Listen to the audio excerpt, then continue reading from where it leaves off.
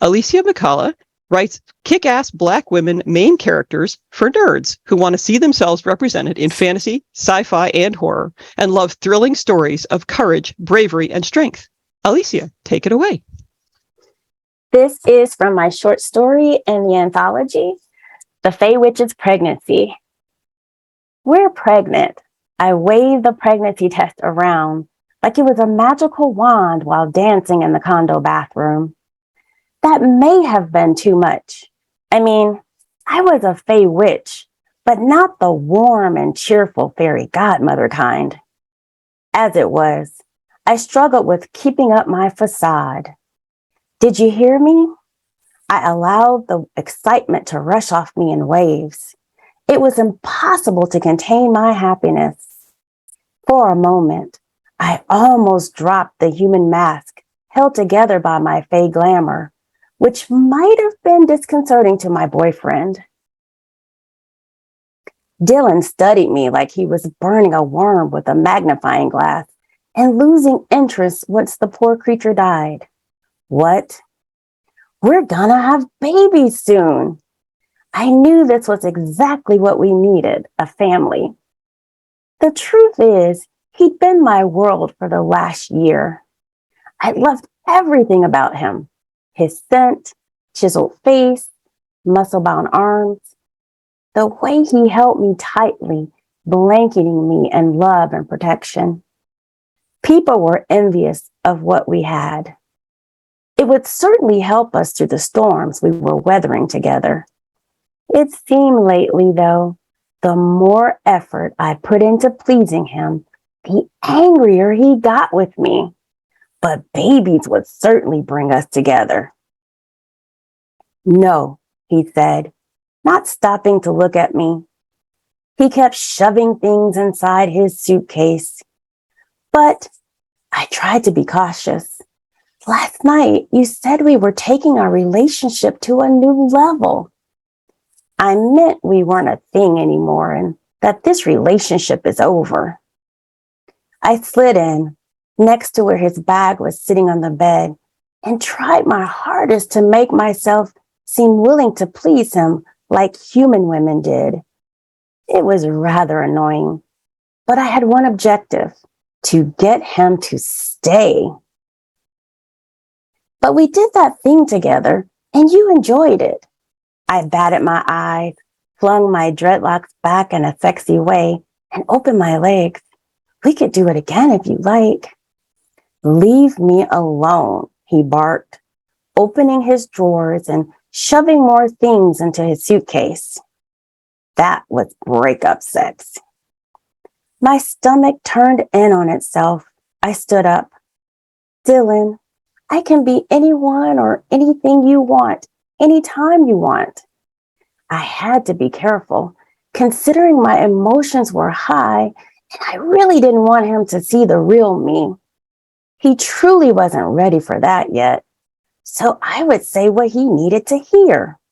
No matter what, I couldn't lose him. I had to have him. I needed everything about his tall, brown skin and fine self. He was so very perfect. He kept packing, refusing to look at me. You're too needy. I grabbed him by the waist, hugging him tightly. Shoving me away, he repeated himself, I'm leaving. Though it was out of character for me, I was going to get down on my hands and knees and beg him to stay if need be. Regardless of how he'd react, I had to persist with my acting. He just couldn't leave. No, I need you. You and I are a match made in the cosmos in every way. I blocked the entrance to the bedroom door so he couldn't go. Narissa? He had violence in his light brown eyes, and my heart started racing from the anticipation of being hit so many times. The feeling made me hesitate. Unsure of what to do next, I wondered whether I should act more fearful. He lorded over me, showing me how big and intimidating he could be. I just can't be with you anymore, You cling too much. Honestly, I need someone stronger, better than you. Please, I said and cowered, forcing my voice to sound victimized. I knew this would keep him with me for the night. It always worked. Don't do this. He headed toward the front door. I gripped him, clawing at his arm carrying the suitcase. There was no way I'd allow him to go, at least not without me. You can't leave me. I need you. And you think I want kids with you? Not ever. He shoved me out of the way, carrying all of his belongings. You'll hear from my lawyer to put a stop to this. And if need be, you'll be forced to abort. No, you can't go. I raced behind him and allowed the made-up tears to fall. You're leaving me when I just told you we're pregnant? I can't do this without you. You should have thought about that before getting yourself knocked up, he said, and shoved me, making my body crash backward, creating a hole as I crushed the drywall. He lifted his fist, and I faked a flinch by closing my eyes while waiting for a blow to follow. When he didn't hit me, my stomach nodded. That always got him to stay. Shoot. He needed a little more coaxing. I yelled, please, I can be what you need me to be. Stupid cow, he bellowed and slammed the door behind him. Now the tears fell from my face for real. The babies had been implanted and there was no way they weren't coming. We're not over, I hollered after him. How could he do this, I thought. I found him on a dating app, just like Fairy Godmother told me to do. He was mine. I ripped out my phone with shaky hands and navigated to the locator app. He didn't know it, but I'd been tracking him. I wiped the tears from my eyes as I glared at the phone. Let's see, I whispered.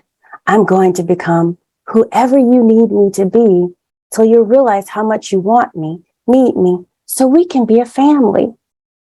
I got rolling down the highway and followed the tracker app for about 40 minutes when I exited on Memorial Drive in Stone Mountain, Georgia, and finally turned onto Mountain View Street. The road was dark, curvy, and weaved. I had to flick on my bright lights. After his inevitable departure, I got myself together, forcing glamour that looked like a sexier female into place.